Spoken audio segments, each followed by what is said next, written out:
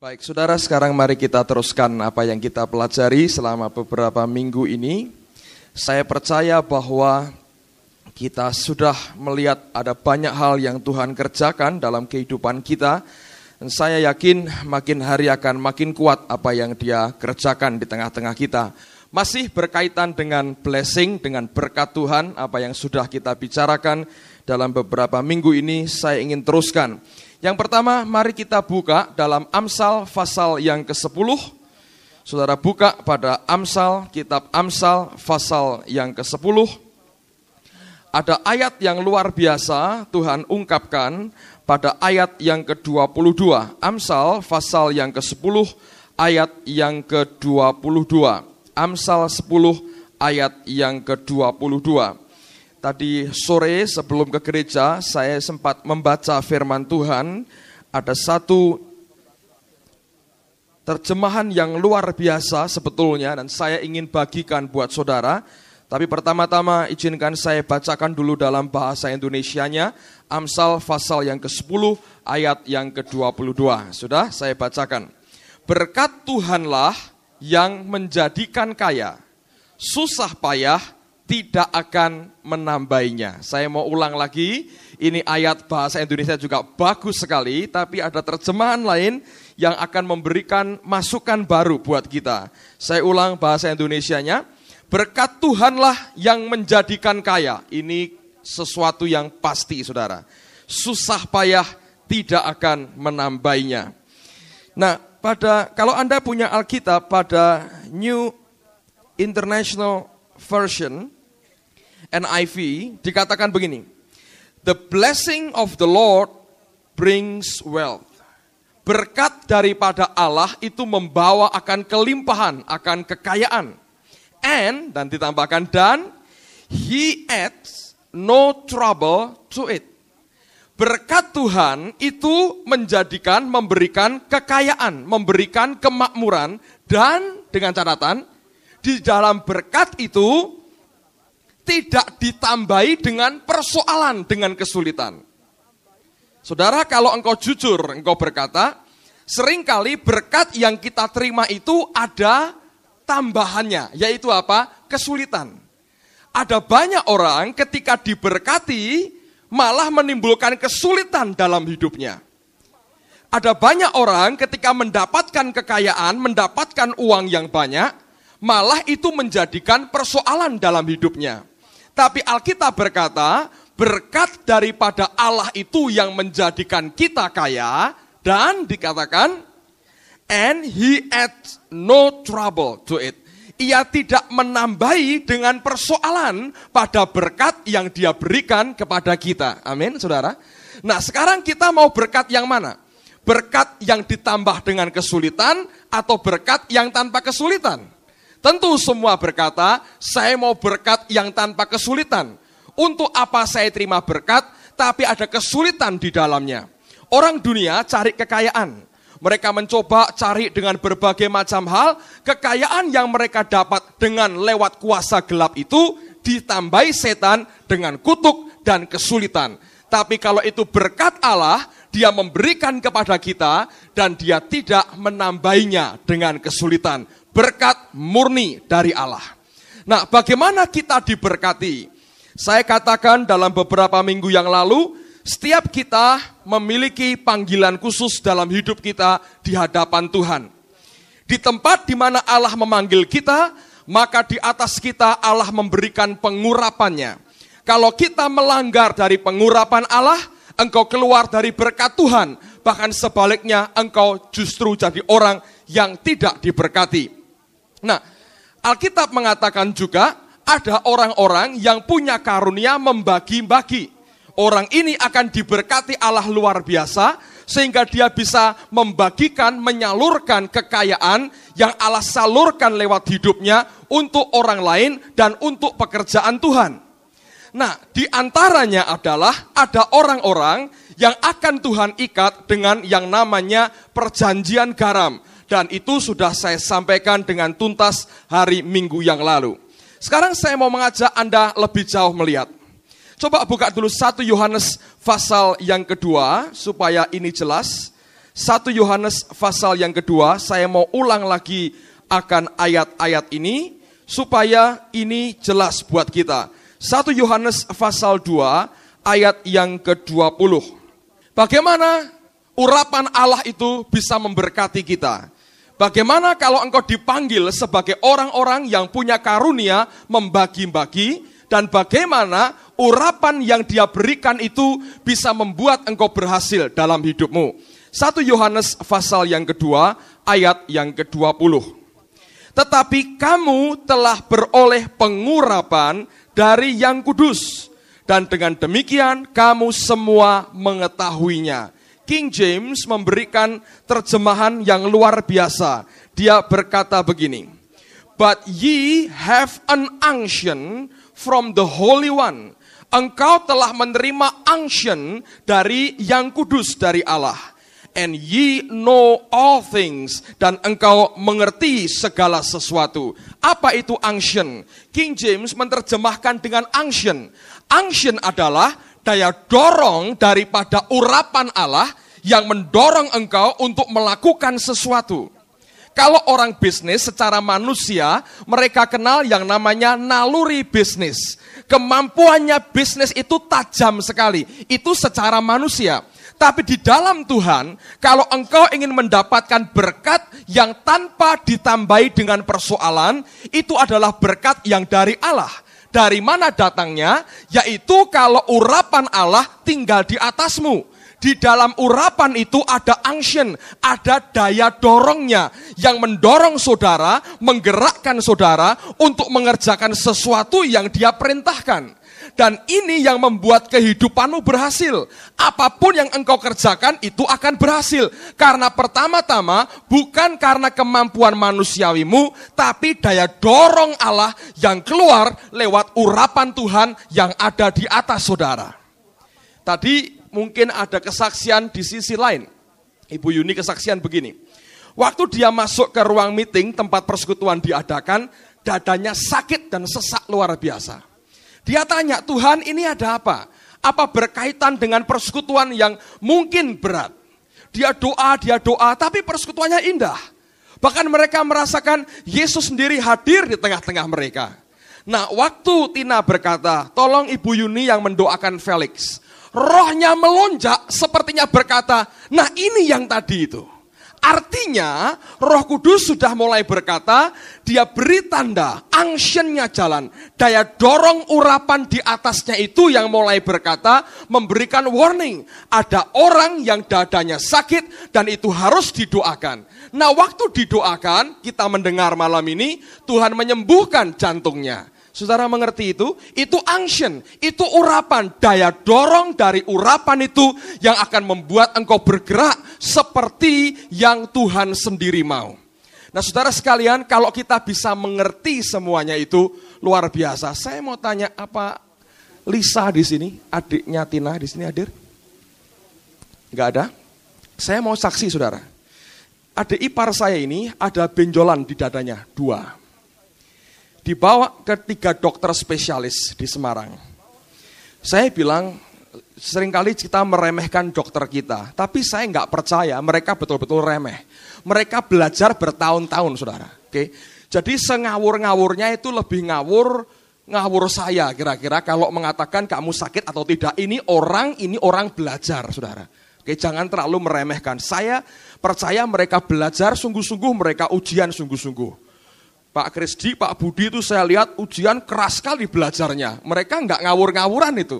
Nggak cek-cek benjolan-benjolan, kanker. Bukan, ternyata tulang. Bukan, menurut saya mereka belajar, sungguh-sungguh mereka belajar. Sampai di foto itu kelihatan benjolannya. Kalau dipegang, terasa benjolannya. 2 minggu yang lalu akan dibawa ke Singapura. Nah, pada waktu hari Sabtu, Ibu Indri pelayanan di sini, dia didoakan. Waktu didoakan, itu urapan Allah bekerja luar biasa. Hari berikutnya, beberapa hari kemudian, 2 hari kemudian dibawa ke Singapura. Sampai di sana, yang sebelah kiri hilang sama sekali. Yang sebelah kanan ternyata dikatakan itu adalah air susu ibu yang tidak bisa keluar. Jadi tinggal disedot biasa dan tanpa operasi. Dia masih nggak yakin, sampai di Jakarta dia pulang, dia periksa lagi, dua-duanya bersih tanpa ada bekasnya sama sekali. Apa itu? Anointing, itu urapan. Itu urapan yang sama, power yang sama, yang menyembuhkan Felix, power yang sama, yang menyembuhkan adik ipar saya.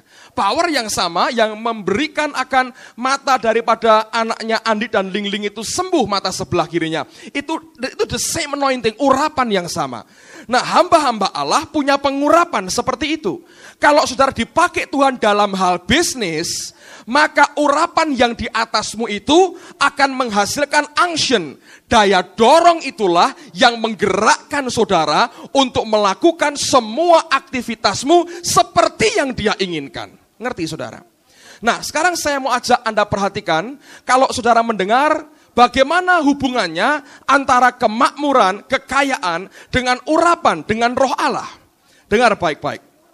Ada 3 peristiwa yang berkaitan dengan Yordan, yang menurut saya merupakan 3 peristiwa utama dalam firman Tuhan yang berkaitan dengan Yordan. Yang pertama adalah waktu Yosua dan pasukannya dan rakyatnya menyeberang Yordan. Kalau Anda baca firman Tuhan, Kanaan pada waktu itu terjadi pada waktu musim panen. Yang kedua, pada waktu Elia dan Elisa menyeberang Yordan, Elisa hanya mendapat pengurapan yang double porsi ketika dia melihat Elia naik terangkat ke atas. Matanya dibuka oleh Tuhan. Yang ketiga adalah Yesus sendiri yang dibaptis di sungai Yordan, dan ketika dia keluar dari air, Roh Kudus turun atasnya dan dia penuh dengan Roh Allah. Nah, saudara perhatikan, 3 orang ini sebetulnya menunjukkan kepada satu orang yang sama. Yosua, Yehosua, Yosua itu sama dengan Yesus, Yasua, sama. Namanya Yosua dengan Yesus itu sama. Elisa itu artinya the Lord is my Savior. Elisa, Tuhan itu juru selamatku. Ini lambang daripada Yesus. Dan ketiga adalah pribadi Yesus sendiri. Jadi 3-tiganya berhubungan dengan Yordan dan 3-tiganya berhubungan dengan Yesus. Nah, sekarang perhatikan baik-baik. Ini ada rangkaian, kalau saya balik, itu membuat Anda jelas sekali. Yesus yang dibaptiskan dengan Roh Kudus, dia penuh dengan roh. Bukan hanya penuh dengan roh, Roh Allah yang melingkupi dia akan membuat seperti Elisa, matanya terbuka. Begitu mata terbuka, pengurapan yang double porsi terjadi, maka seperti Yosua ketika dia menyeberang Yordan, dia masuk Kanaan, dia mendapati Kanaan sedang musim menuai. Kalau urapan Allah di atasmu, maka urapan itu akan menghasilkan unction, daya dorong dalam hidupmu. Kalau engkau mengikuti akan apa yang Roh Kudus perintahkan dalam hidupmu, daya dorong roh ini akan membuat engkau prosper, akan membuat engkau limpah. Karena keberhasilan bukan karena kemampuanmu, tapi karena berkat daripada Allahmu. Amin, saudara. Nah, oleh karena itu, pada malam hari ini saya mau mengajak kita belajar bagaimana kita mempertajam atau menguatkan unction, mempertajam kesensitifan kita terhadap unction atau daya dorong Roh Kudus dalam hidup kita, atau indera rohani dalam hidup kita. Bagaimana kita bisa mempertajamnya? Saya mau sampaikan 3 hal mendasar pada malam hari ini. Kalau Anda bisa praktekkan dalam hidupmu, saya percaya unction-mu akan makin tajam, engkau akan digerakkan Roh Allah dengan bebas, dia akan pakai engkau dengan bebas, dan hidupmu akan makin diberkati. Harganya mahal, tapi sekali engkau praktekkan firman ini, hidup saudara akan dirubah. Yang pertama, mari buka Yesaya pasal yang ke-6. Bagaimana indera rohani kita bisa tajam? Bagaimana unction kita tajam? Yesaya pasal 6. Ayat yang pertama sampai dengan ayat yang keempat. Kitab Nabi Yesaya pasal yang ke-6, ayat yang pertama sampai dengan ayat yang keempat. Yesaya 6, ayat yang pertama sampai dengan ayat yang keempat. Dalam tahun matinya Raja Uzia, aku melihat Tuhan duduk di atas tahta yang tinggi dan menjulang, dan ujung jubahnya memenuhi bait suci. Para serafim berdiri di sebelah atasnya, masing-masing mempunyai 6 sayap. 2 sayap dipakai untuk menutupi muka mereka, 2 sayap dipakai untuk menutupi kaki mereka, dan 2 sayap dipakai untuk melayang-layang. Dan mereka berseru seorang kepada seorang, katanya, Kudus, kudus, kuduslah Tuhan semesta alam, seluruh bumi penuh kemuliaannya. Maka bergoyanglah alas ambang pintu disebabkan suara orang yang berseru itu, dan rumah itu pun penuhlah dengan asap. Yesaya mengalami masa di mana matanya dibuka oleh Allah, dan Alkitab berkata, aku melihat Tuhan, katanya. Mata Yesaya sendiri melihat akan Allah. Kapan dia mulai bisa melihat akan Allah? Baca ayat yang pertama, perhatikan. Dalam tahun matinya Raja Uzia, aku melihat Tuhan, katanya. Peristiwa Yesaya melihat Tuhan, dia katakan dengan jelas kapan itu, yaitu dalam tahun matinya Raja Uzia. Siapa raja itu? Saya pernah sampaikan 2 minggu lalu, mari buka lagi dalam 2 Tawarikh pasal yang ke-26. Kitab 2 Tawarikh pasal yang ke-26, mulai ayat yang ke-16. Anda seharusnya baca mulai ayat yang pertama sampai habis seluruh pasal ini. Tapi untuk mempersingkat waktu, saya bacakan mulai ayat yang ke-16. 2 Tawarikh pasal 26, mulai ayat yang ke-16. Setelah ia menjadi kuat, ia menjadi tinggi hati, sehingga ia melakukan hal yang merusak. Ia berubah setia kepada Tuhan Allahnya, dan memasuki bait Tuhan untuk membakar ukupan di atas mezbah pembakaran ukupan. Tetapi Imam Asaria mengikutinya dari belakang, bersama-sama 80 imam Tuhan, orang-orang yang tegas. Mereka berdiri di depan Raja Uzia dan berkata kepadanya, Hai Uzia, engkau tidak berhak membakar ukupan kepada Tuhan. Hanyalah imam-imam keturunan Harun yang telah dikuduskannya yang berhak membakar ukupan. Keluarlah dari tempat kudus ini, karena engkau telah berubah setia. Engkau tidak akan memperoleh kehormatan dari Tuhan Allah karena itu. Tetapi Uzia dengan bokor ukupan di tangannya untuk dibakar menjadi marah. Sementara amarahnya meluap terhadap para imam, timbullah penyakit kusta pada dahinya di hadapan para imam di rumah Tuhan, dekat mezbah pembakaran ukupan. Imam kepala Asaria dan semua imam lainnya memandang kepadanya, dan sesungguhnya ia sakit kusta pada dahinya. Cepat-cepat mereka mengusirnya dari sana, dan ia sendiri tergesa-gesa keluar, karena Tuhan telah menimpakan tulah kepadanya. Raja Uzia sakit kusta sampai kepada hari matinya. Dan sebagai orang yang sakit kusta, ia tinggal dalam sebuah rumah pengasingan karena ia dikucilkan dari rumah Tuhan. Dengar baik-baik saudara. Ini Raja jenius. Dia mulai memerintah pada waktu dia berumur 16 tahun. Orangnya jenius, brilian, luar biasa. Dan Allah mengokohkan kerajaannya dengan cara yang luar biasa. Dengan cara yang sangat aneh. Ditolong dengan kekuatan yang luar biasa, yaitu kuasa Allah. Ketika dia menjadi raja, urapan seorang raja ada di atasnya. Tapi satu kali Alkitab berkata, dia tinggi hati setelah dia kuat, dan dia melanggar garis batas tugasnya. Pekerjaan imam di mana dia tidak memiliki urapan atas pekerjaan itu, dikerjakannya dengan cara dia membakar akan korban bakaran atau korban ukupan, maaf. Ketika ditegur dia begitu marah, dan akhirnya dia kena kusta sampai pada hari matinya. Nah, Yesaya mengatakan, pada tahun matinya Raja Uzia, aku melihat Tuhan, katanya. Simbol apa Uzia ini?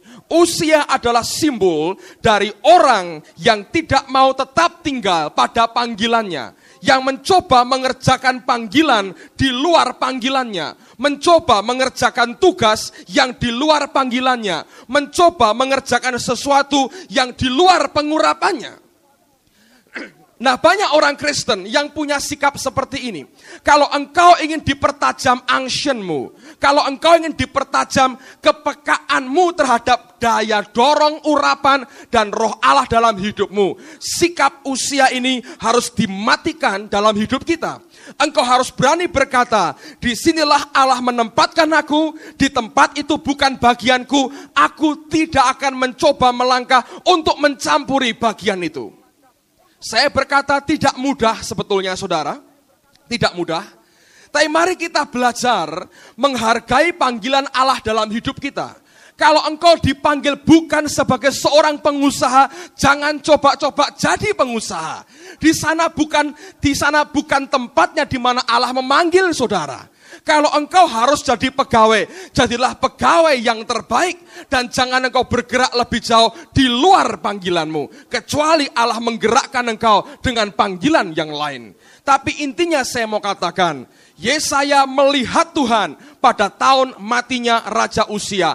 Pada waktu Uzia mati dalam hidup kita, pada waktu semua pelanggaran panggilan itu mati dalam hidup kita, pada waktu itulah engkau akan tajam dengan apa yang Allah kerjakan. Saya ngomong terus terang kepada saudara, saya melihat hal yang sangat menyedihkan di banyak gereja Tuhan. Saya ngomong terbuka karena ini keluarga sendiri, saya harap tidak ada orang tersinggung lagi.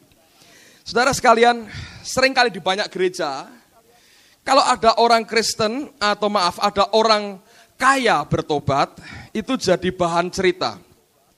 Lebih tepatnya orang yang diperkirakan kaya gitu. Karena orang Semarang bilang, kita ini seringkali cuman sawang sinawang, saudara, ngerti? Seringkali orang kaya kalau dihitung utang dan kekayaannya impas, nggak punya apa-apa. Tapi karena dilihat diperkirakan kaya, lalu jadi masalah, jadi berita di mana-mana.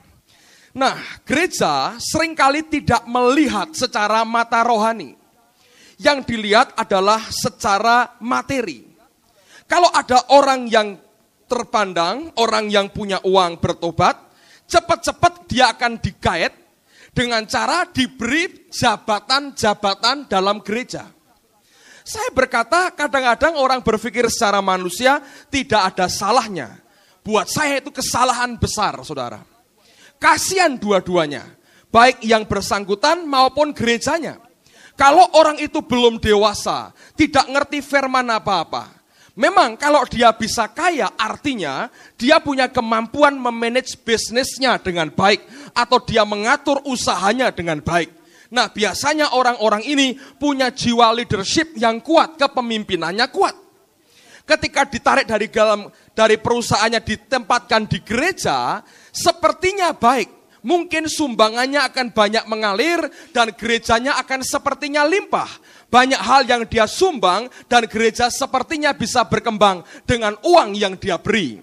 Tapi dengar saudara, saya melihat banyak sekali orang-orang yang bertobat, dari pengusaha yang diberkati, jadi orang Kristen, ditaruh dalam gereja, tidak lama kemudian malah habis-habisan, malah bangkrut. Kenapa?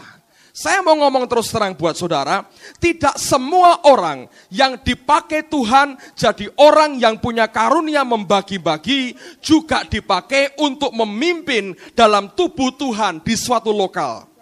Nah, saya mau katakan, saya mau luruskan ini. Kalau satu kali Allah memberkati saudara, engkau dipakai Tuhan dengan karunia membagi-bagi. Engkau diberkati sehingga limpah, kekayaannya limpah luar biasa. Itulah pelayananmu, yaitu menyalurkan kekayaan yang Allah berikan kepadamu untuk pekerjaan Tuhan dan untuk yang lain. Jangan merasa bersalah kalau engkau tidak punya jabatan di dalam kepemimpinan gereja. Seringkali itu dua hal yang Allah sengaja pisahkan. Karena uang cenderung menguasai dan memerintah yang lain. Kalau engkau diberkati, engkau mau nyumbang 30 juta, lalu engkau berkata, saya mau nyumbang 30 juta, mau beli alat band, beli merek yang mana dulu? Wah ya mau, saya enggak mau. Kalau enggak Roland saya enggak mau, pokoknya harus ini. Kalau enggak merek ini saya enggak mau nyumbang. Itu namanya bukan nyumbang, tapi meres alus saudaraku, ngerti? Nah Allah tidak suka orang begini. Nah, jangan cari gereja atau jangan menjadikan gereja sebagai wadah tempat kita menguasai atau kita bertindak sebagai penguasa. Kalau memang bukan panggilannya dalam kepemimpinan gereja, tetap dengan sejahtera, cari duit yang banyak, berikan uang untuk pekerjaan Tuhan, kerjakan dengan sukacita, lalu Allah makin memberkati saudara. Sebaliknya saya lihat, banyak orang-orang yang kaya ditempatkan di posisi atas, dia menentukan banyak dan bukan orang rohani. Semua dipikir dengan otaknya, gereja diatur pakai otak dan uangnya, pendetanya cuman kelop-kelop dan bingung saudara dan tidak berbuat apa-apa. Ini yang membuat roh Allah meninggalkan dan undur dari gereja. Saya ingin tunjukkan satu ayat. Ini penting buat saudara. Dengar baik-baik. Seringkali pelayanan kita tidak merupakan bagian daripada kepemimpinan gereja yang ada. Tapi tetap itu merupakan panggilan Allah dalam hidupmu. Buka Amsal pasal 12. Amsal pasal 12. Ayat yang ke-9. Amsal 12. Ayat yang ke-9. NIV punya terjemahan yang bagus sekali. Amsal 12 ayat yang ke-9. Lebih baik menjadi orang kecil tetapi bekerja untuk diri sendiri daripada berlagak orang besar tapi kekurangan makan. Saya merasa ini terjemahan diperhalus saudara ya. Dengar baik-baik, saya bacakan NIV ini, dia punya versi yang bagus sekali. Dia berkata begini. Better to be a nobody and yet have a servant. Lebih baik menjadi nobody, orang yang tidak dikenal, nggak ada orang menghargai, nobody. Nggak ada orang respect kita, nggak ada orang sanjung kita, nobody. But yet have a servant. Tapi engkau punya pegawai-pegawai. Artinya engkau diberkati, engkau makmur karena bisa bayar pegawai saudara. Terus kalimat berikutnya, then pretend to be somebody daripada kepengen jadi somebody, seseorang yang dihormati, yang disanjung tinggi, yang terkenal di mana-mana, and have no food, gak bisa makan, saudara. Mau yang mana? Mau terkenal tapi kelaparan, atau mau tidak dikenal and yet have a servant? Dan tetap engkau punya banyak pegawai yang engkau diberkati. Nah ini, kalau saudara punya uang, kaitannya selalu dengan power, dengan kekuasaan. Kalau saudara bisa memisahkan dirimu antara uang yang engkau punya dengan ambisi manusiawi untuk punya jabatan tertentu atau power tertentu, itulah saatnya Allah memberkati saudara. Pada zaman matinya Raja Uzia, aku melihat Tuhan.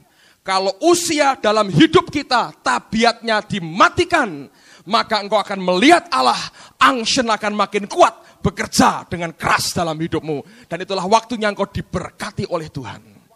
Karena biasanya kekayaan yang ada pada kita cenderung untuk membuat kita mulai mengatur yang lain, cenderung untuk membawa ambisi kita naik ke tempat di mana posisi tinggi yang kita inginkan.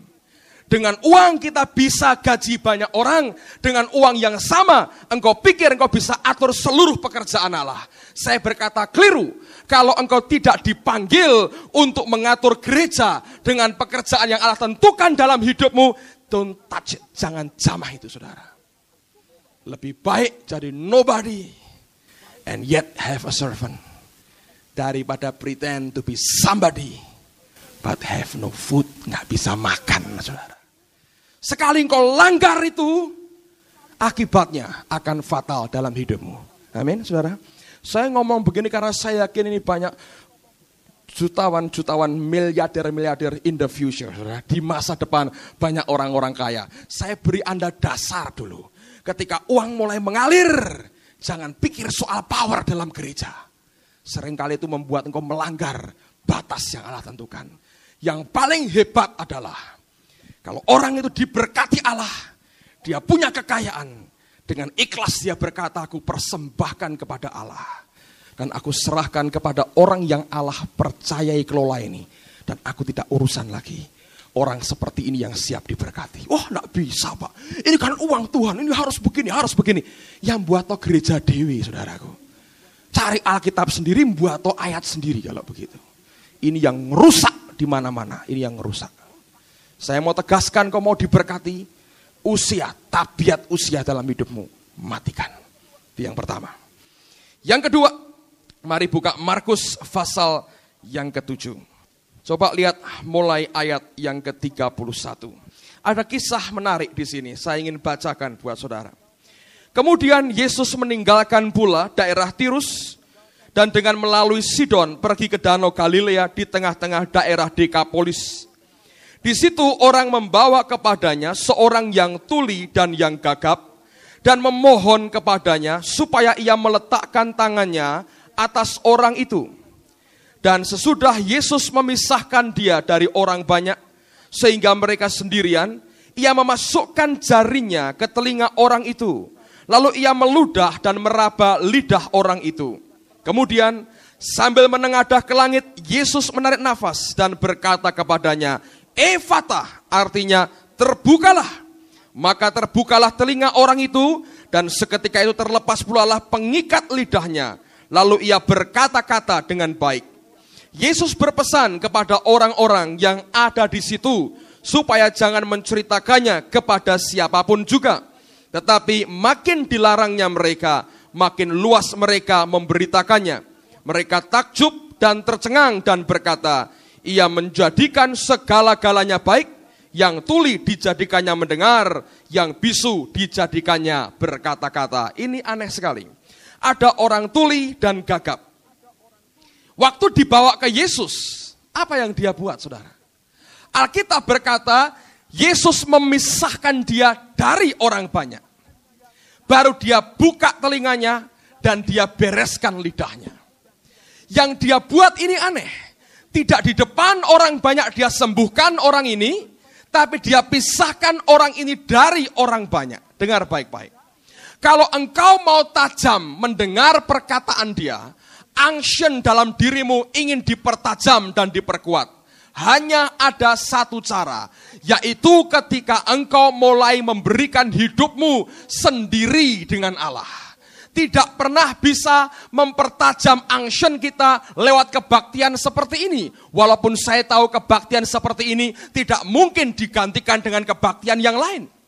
Tapi hubunganmu pribadi, spend time, ada intimacy with God, keintiman dengan Allah. Engkau pribadi berdialog dengan Allah, pribadi berbicara dengan dia, pribadi bertemu muka dengan dia, pribadi dengan Allah. Itu yang Tuhan inginkan. Dan seringkali breakthrough, terobosan terjadi oleh karena pribadi. Tadi sore kami baru mengalami, saudara. Saya makanya terlambat masuk ke tempat ini. Kami berdoa, mulai kira-kira jam 4:15 tadi kami berdoa. Beberapa teman berdoa, nggak bisa berdoa, saudara. Aneh sekali, saya sampai mau jengkel dengan siapa bingung. Karena saya sendiri nggak bisa berdoa, yang lain nggak bisa berdoa. Saya bilang, Tuhan, kalau kami nggak bisa menang dalam doa ini, seperti apa ini kebaktian? Kalau Anda tidak menyadari ini, saudara pikir biasa. Waduh, hari ini luar biasa, urapan Allah bagus. Itu karena ada orang bayar sebelumnya. Kalau saudara mau tahu itu. Kami doa, diam semua, nggak ngerti mesti berbuat apa. Sejak Tuhan mengajar soal syafaat, kami nggak bisa lagi doa seenaknya. Oh Tuhan berkati gini, berkati yang ini, berkati. Nggak bisa lagi begitu. Tapi tunggu sampai dia beri roh doa, sampai roh syafaat turun dan kemudian mendorong kami untuk berdoa. Dan kami tunggu cukup lama nggak bisa berdoa. Dan Tuhan berkata pada saya, kamu keluar, masuk ke kamarmu sendiri dan doa. Saya nggak ngomong mereka, saya jalan pelan-pelan, saya masuk kamar saya doa. Saya berlutut, saya sembayang, saudara. Begitu saya duduk, saya lihat dengan mata di belakang saya ini setan semua, saudara. Gelap sampai di samping-samping, merinding, saudara. Saya doa keras kalau sudah begitu, nggak usah doa pelan-pelan. Ya Tuhan, singkirkanlah beliau. Jangan, saudaraku, doa yang kenceng, tengking itu semua. Kumul, lama teriak-teriak, saudara. Jebol, lalu yang sana saya mulai dengar sini mulai jebol. Kami gabung lagi, doa lagi. Dan Tuhan ngajar itu. Seringkali ketika dia bawa kita pribadi, dihadapkan muka dengan muka seperti itu, engkau mesti sanggup kalahkan. Saya bilang, Tuhan, kalau saya ketakutan, hari ini kebaktian kacau. Banyak, saudara. Sampai bayangannya saya bisa lihat. Tutup mata atau buka mata kalau begitu, saudara. Saya doa keras, saya bilang, dalam nama Yesus. Saya bilang. Tapi itu terjadi. Tidak mungkin diganti seperti ini. Ayo kumpul lama-lama berdoa ini. Kacau, saudara. Kalau engkau bisa menjalin hubungan dengan Allah pribadi, dia mulai bicara dan engkau mulai diajak bicara, nanti engkau diberkati. Pak Bernard, ini adiknya Pak Niko, pernah cerita dengan saya. Dia seorang kontraktor, satu kali ada proyek besar di Jawa Timur, saudara. Proyek besar sekali. Dan kemudian dia diberitahu orang, ini mau dibuka untuk tender. Siapa yang mau untuk mencoba memberikan penawaran untuk proyek besar ini. Dan diketahui ada satu perusahaan kontraktor besar, dan dengan modal asing sebagian masuk, itu juga akan ikut tender ini. Dia hitung secara manusia, wah nggak mungkin ada kontraktor Surabaya bisa menang harganya dengan yang orang asing ini. Nggak mungkin, mereka sudah punya alat berat tuh mereka punya sendiri, sedang kami harus sewa dengan yang lain, jadi lebih mahal, kosnya lebih tinggi. Satu kali dia cerita, kurang sehari penutupan tender, dia lagi pulang dari retreat di Lawang, naik mobil, di jalan, ini orang yang biasa fellowship dengan Tuhan. Roh Kudus berkata, nah ini unction seperti ini Anda harus punya. Ajukan penawaran, ajukan penawaran, ajukan penawaran. Dia bilang, wah nggak mungkin menang, percuma. Ini mungkin bukan dari Tuhan. Tapi terus bicara. Sampai di rumah makin keras, ajukan penawaran. Langsung dia ke kantor, dia suruh stafnya buat dicoba. Ketika dibuat, hari berikutnya dia maju. Dia berdoa, Tuhan, aku hanya mengikuti akan desakanmu. Aku tahu secara manusia tidak mungkin menang, aku mau ikut desakanmu. Sampai di sana, saudara, ada 5 atau 6 perusahaan kontraktor lain yang juga akan mengajukan tender yang sama. Nah, waktu itu, ini perusahaan yang akan nangani itu melihat, loh, ini perusahaan asing ini kok belum datang stafnya. Jadi, dia coba mengulur waktu karena dia tahu pasti paling murah dari mereka. Jadi mereka pengen dapat proyek murah dan baik. Jadi dia ulur-ulur, diberi minum, beri makan, diulur-ulur. Lama-lama sejam mundur hampir 2 jam. Marah orang-orang ini. Marah, Pak Bernard diam aja. Kok nggak datang-datang? Sudah terlambat 2 jam. Ini orang marah. Pak, ini mau bisnis atau mau dolanan kalau caranya gini? Mereka marah-marah, akhirnya terdesak, saudara. Terus dia berkata begini, oke, tunggu 5 menit lagi. Kalau 5 menit nggak datang, kita langsung ajukan Anda semua yang ikut, dianggap dia gugur. 5 menit ditunggu nggak datang, saudara. Oh, akhirnya sudah apa boleh buat, yang ada saja diajukan. Ketika diajukan, Pak Bernard yang paling bagus harganya. Dan dinyatakan sebagai pemenang tender untuk proyek besar ini. Setelah diresmikan, jadi Pak Bernard, datang ini orang, saudaraku. Wah, terlambat ya saya. Semua orang bilang, bukan terlambat lagi Pak, ini namanya main-main katanya. Terus dibuka, ini saya nawarkan sekian. Jauh lebih murah dari penawarannya Pak Bernard. Tapi nggak mungkin dibatalkan. Di depan orang banyak, Pak Bernard yang menang.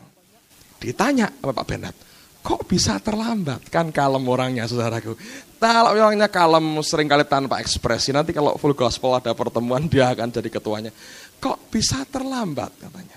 Iya nggak tahu. Sekretaris itu kerja bertahun-tahun, ngetik bisa salah terus. Mau keluar mobil mogok lagi katanya. Terus alangan terus, saudara. Kalau engkau berpikir secara manusia, berani buat itu. Engkau hitung tidak ada gunanya. Kalau unction, karena anointing, menggerakkan saudara, terjadi sesuatu yang merubah kehidupan kita. Amin, saudara. Bagaimana caranya bisa? Kecuali engkau pribadi dengan Allah, sediakan waktu pribadi dengan Tuhan. Sediakan waktu pribadi, mendengar suaranya, bergaul dengan dia, berbincang-bincang, bercakap-cakap, ada fellowship dengan dia. Itulah saatnya di mana Allah mempertajam telinga kita. Buka kitab Nabi Yesaya, pasal yang ke-50. Ayat 4 dan ayat yang ke-5. Tuhan Allah telah memberikan kepadaku lidah seorang murid, supaya dengan perkataan aku dapat memberi semangat baru kepada orang yang letih lesu. Setiap pagi ia mempertajam pendengaranku untuk mendengar seperti seorang murid. Tuhan Allah telah membuka telingaku dan aku tidak memberontak, tidak berpaling ke belakang. Ini rahasianya. Yesaya berkata, setiap pagi ia mempertajam telingaku. Kalau engkau mau dipertajam telingamu oleh Allah, perkataanmu memberikan semangat baru kepada orang yang letih lesu. Tapi kalau engkau tidak mendengar suara Allah, engkau mendengar suara sekitarmu, perkataanmu melesukan orang yang bersemangat, saudara. Jadi kebalik. Kalau engkau mendengar suara Allah, perkataanmu memberi semangat yang lesu. Engkau mendengar suara manusia, engkau melesukan orang yang paling bersemangat sekalipun. Oleh karena itu, minta Allah tiap pagi mempertajam telinga kita, supaya kita mampu mendengar suaranya. Amin, saudara. Yang ketiga, yang terakhir, buka kitab Keluaran pasal yang ke-33, ayat yang ke-5 dan ayat yang ke-6.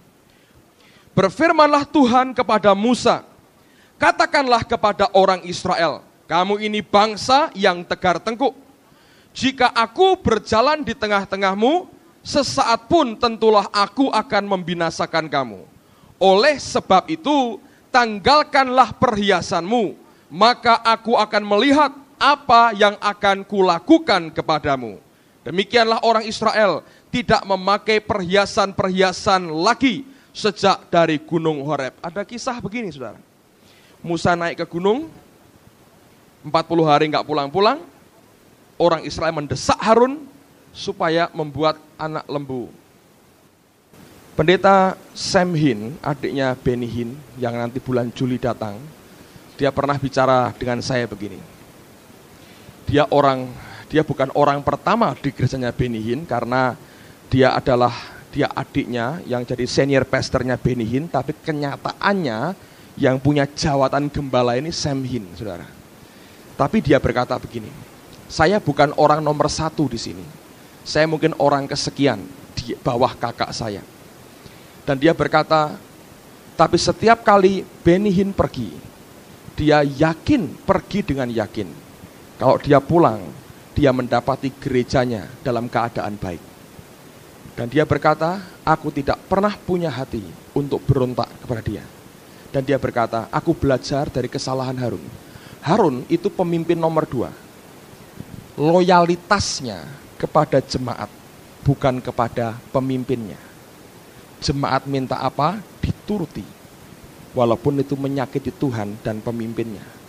Jemaat minta lembu emas, dia kerjakan seperti kuda lepas kandang. Hamba Tuhan, pemimpin rohani, pertama-tama itu karunia. Loyalitas saya pertama-tama bukan kepada jemaat, tapi kepada Allah. Saya yang angkat Tuhan. Saya tidak pernah mau menuruti perkataan jemaat kalau itu beda dengan apa yang Tuhan mau. Jelas, saudara. Itu dia ngomong seperti itu. Dan itu luar biasa. Saya diteguhkan dan dia berkata, saya ngerti panggilan saya. Harun bodohnya luar biasa. Dia dengar desakan. Wah, jemaat ngomong gini, jemaat butuh ini. Minta lembu emas dibuatkan. Nah, kita berkata, seperti kuda lepas kandang. Betul itu. Seringkali perintah Tuhan jadi kekang buat kita. Lepas. Ketika turun, Musa lihat kaget, Tuhan marah, Musa mintakan ampun. Lalu Allah berkata, baik, saya ampuni. Tapi dia berkata, tanggalkan semua perhiasan. Dari mana mereka punya perhiasan untuk buat anak lembu? Dari waktu mereka keluar dari Mesir, Allah berkata begini, minta perhiasan sama orang Mesir. Waktu mereka minta, Alkitab berkata, Allah membuat hati orang Mesir bermurah hati, sehingga mereka memberi apa yang diminta orang Israel. Minta perhiasan dan kain diberi semua. Itu blessing, berkat Tuhan. Berkat yang dipakai disalahgunakan, saudara. Dijadikan berhala dalam hidupnya. Sampai Alkitab berkata, Tuhan berkata, tanggalkan semua perhiasanmu, so that I may know what to do to you. Sehingga aku bisa ngerti apa yang harus aku kerjakan buat kamu. Artinya Allah berkata, kalau berkat, kalau keuangan, kalau barang berharga, perhiasan kita ini jadi berhala, engkau salah gunakan, itu menghalangi mata Allah daripada bagaimana dia bisa memberkati engkau. Sehingga dia berkata, tanggalkan semuanya karena itu bisa jadi berhala dan sudah terbukti jadi berhala. Allah mau berkata satu hal, saudara. Kalau engkau ingin supaya unction itu kerja, Roh Allah itu hanya bisa bekerja dengan kuat kalau ada kekudusan dalam kehidupan kita. Kalau engkau berjalan menyimpang dari firman-Nya, jangan harap dia bekerja menolong kehidupanmu. Dia malah undur dari kita. Coba buka kitab Pengkhotbah, pasal yang ke-9. Pengkhotbah pasal yang ke-9. Ayat yang ke-8. Pengkhotbah 9, ayat yang ke-8. Pengkhotbah pasal 9, ayat yang ke-8. Dengar firman Tuhan ini, saudara. Pengkhotbah 9, ayat 8. Biarlah selalu putih pakaianmu, dan jangan tidak ada minyak di atas kepalamu. Lihat, ini dua hal yang berkaitan. Biarlah selalu putih pakaianmu, bicara soal kekudusan, dan dikaitkan dengan apa? Biarlah jangan sampai tidak ada minyak urapan di atas kepalamu. Kekudusan kita membuat urapan tambah kuat bekerja.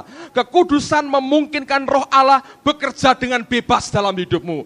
Kekotoran, kenajisan dalam hidup kita membuat dia undur dari hidup kita. Kekudusan membuat dia sangat dekat, bahkan sangat dekat sekali dalam hidup kita. Oleh karenanya kekudusan penting buat kita. Engkau ingin unctionmu tajam, hidup dalam kekudusan. Saudara, cara dagangmu bagaimana? Apakah engkau sudah benar di depan Tuhan? Jangan saudara pikir, oh saya mau tuh perjanjian garam, tapi cara dagangmu enggak benar, saudara. Cara saudara mendapatkan uang tidak benar, tidak legal. Coba buka, ini ada ayat yang Anda harus perhatikan. Amsal, pasal yang ke-9. Banyak orang sudah baca, tapi nggak pernah perhatikan kalimat yang terakhir. Amsal 9, ayat 17 dan ayat yang ke-18. Air curian manis dan roti yang dimakan dengan sembunyi-sembunyi lesat rasanya. Betul nggak, saudara? Oh, betul sekali. Semua yang sembunyi-sembunyi itu lesat sekali. Termasuk itu, bungakan uang, saudara. Ada orang banyak punya PT namanya PTR, saudara. Motonya tanpa jaminan, tapi nyekik leher, saudara. Ada di sini yang suka bungakan uang? Oh, ini kan legal, betul, legal. Saya laporkan polisi mau. Saya mau lihat, apakah Anda tidak punya kesulitan dengan polisi? 4%, 5% yang kau makan dari orang. Anda tahu, orang yang pinjam uang dengan orang lain, itu orang yang dalam kebutuhan, tapi sombong. Oke? Kebutuhannya besar, tidak punya. Jadi dia mau berkata dengan bank, aku tidak punya apa-apa untuk jadi pinjaman dan untuk jadi agunan, dia nggak mau itu. Ambisinya besar sekali. Sudah salah kan? Datang ke orang yang salah. Nawarkan, oh tanpa jaminan nggak ada apa-apa. 4%. Makin kepepet, 5 kalau mau. Enggak ya enggak apa-apa, saya enggak butuh. Saudara pikir itu benar? Itu sembunyi-sembunyi, kan enggak pernah tuh ada orang pasang iklan di sini buka biro jasa meng-R-kan uang. Enggak ada tuh. Pernah ada? Baca di mana? Enggak pernah ada. Enggak ada, saudara. Artinya semua dikerjakan dengan sembunyi, enggak legal. Saya bilang itu bukan berkat Tuhan, saudara. Kalau engkau makan uang seperti itu, Amsal tadi tidak berlaku. Kalau berkat Tuhan, berkat itu diberi, dan dia tidak menambahi dengan persoalan. Tapi kalau engkau makan uang seperti itu, engkau terima, engkau makan barangnya, plus persoalan di dalamnya. Lihat, sampai kapanpun nggak pernah bisa membahagiakan hidupmu, saudara. Kerja, tapi dengan benar. Bukan jadi vampire, Dracula, ngisap betul, luar biasa. Ada orang pernah ngitung katanya saudara. Kalau saudara punya minjamkan uang ke orang 100 juta, bunga sekitar 3 atau 4%. Dalam 7 tahun, bunga berbunga saudara, itu bisa menjadi 1, sekian miliar saudara. Itu yang 900 juta sekian itu uangnya siapa saudara? Kerja seperti apa sekarang? Bisa dapat seperti itu saudara. Ya tadi, PTR tadi saudara, ngerti? Nyekik orang, dan itu bukan dari Allah. Sekali engkau makan itu, engkau lihat dalam hidupmu, akan ada lubang-lubang di mana engkau mesti keluarkan uang begitu banyak. Dan apa yang engkau dapat, lenyap dalam sekejap. Bukan berkat Tuhan. Orang-orang seperti itu tidak pernah bisa diikat Allah dengan perjanjian garam. Allah tidak bisa percaya. Dan itu maut tuh saudara. Kenapa enggak? Kalau enggak. Dengar, baca ayat 18. Baca 18. Saya ulang lagi 17 dan lihat ayat 18. Air curian manis dan roti yang dimakan dengan sembunyi-sembunyi lesat rasanya. Tetapi orang itu tidak tahu bahwa di sana ada arwah-arwah. Dan bahwa orang-orang yang diundangnya ada di dalam dunia orang mati. Engkau makan roti sembunyi-sembunyi, engkau ngundang arwah dari Sheol, bahasa Ibrania. Dunia orang mati. Orang mati dibagi dua. Percaya Yesus ke Firdaus, enggak percaya Yesus taruh di Sheol, ditawan di sana. Yang diundang oleh orang yang makan roti dengan sembunyi-sembunyi. Ini bangsa Yudas Iskariot, Raja Saul, muni Sodom Gomora kumpul di rumahmu, saudara. Ngerti?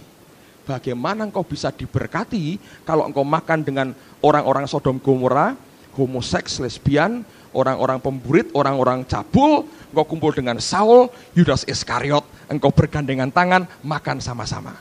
Bagaimana engkau bisa berkata, surga bagianku? No way, saudara. Uang. Jangan pikir karena istrinya 3 dia mati. No. Uang. Tidak jujur. Sembunyi-sembunyi makan roti. Dia jual tanahnya.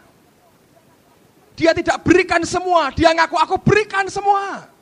Petrus berkata, kamu pendustai Roh Kudus. Mati. Karena apa? Uang. Saudara. Saya percaya ini waktunya. Di mana takut akan Allah harus ditegakkan, ditimbulkan kembali dalam gerejanya. Supaya kita hidup dalam kekudusan. Saya mau kita balance. Saya ngomong berkat, tapi berkat yang dari Allah. Bukan ngawur. Bukan asal cari uang, saudara. Saya berani berkata orang seperti itu tidak akan diberkati. Bertobat malam ini. Tegang semua. Banyak orang R kan di sini. Bertobat, saudara. Ayat yang terakhir. Buka Markus pasal 10. Mulai ayat yang ke-17 sampai 23. Perhatikan pada ayat yang ke-23. Orang kaya sukar masuk kerajaan Allah. Wah, bagus sekali judulnya, saudara.